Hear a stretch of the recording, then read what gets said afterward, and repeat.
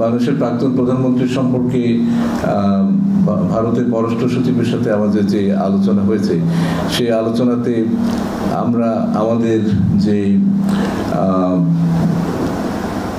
দিক থেকে যে বক্তব্য সেটা তাকে বলেছি, সেটা হচ্ছে এই যে তিনি ভারতে বসে যে সমস্ত বক্তব্য দিচ্ছেন সেটা আমাদের অন্তর্বর্তীকালীন সরকার পছন্দ করছে না, এবং এটা যাতে তাকে কনভে করা হয়। এবং তিনি প্রত্যুত্তরে যেটা বলেছেন সেটা খুব সম্মত, তিনি ভারতে গিয়ে বলেছেন যে প্রাক্তন প্রধানমন্ত্রীর ভারতে উপস্থিতি doesn't have any bearing on our bilateral relationship.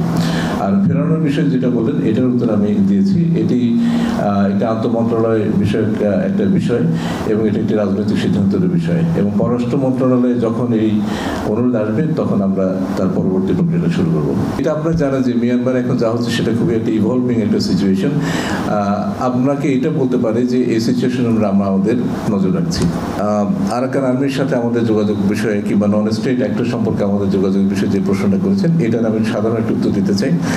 আমরা আমাদের জাতির স্বার্থে যা করণীয় সেটাই করব, এবং তার লক্ষ্য হবে মূলত বাংলাদেশে অবস্থানরত 1.2 মিলিয়ন যেই ফোর্সিবলি ডিসপ্লেসড মিয়ানমার ন্যাশনাল আছে তাদের প্রত্যাবাসন। আমি বাংলাদেশের পররাষ্ট্র সচিব, আমাদের পররাষ্ট্র উপদেষ্টা থাকবে কিনা সেই প্রশ্ন দিতে পারি, ভারত বা চীনে কেউ থাকবে কিনা এটা আপনি তাদেরকে জিজ্ঞেস করতে হবে। এই বিষয়ে আমরা ভারতের সাথে যোগাযোগ করেছি এবং এ বিষয়ে আলাপ আলোচনা চলছে আমাদের যারা ভারতীয় কর্তৃপক্ষের হাতে আছে তাদেরকে ফিরিয়ে আনার জন্য, এবং আমাদের প্রত্যাশা যে আলাপ আলোচনার মাধ্যমে আমরা তাদেরকে শীঘ্র দেশে ফিরিয়ে আনতে পারবো।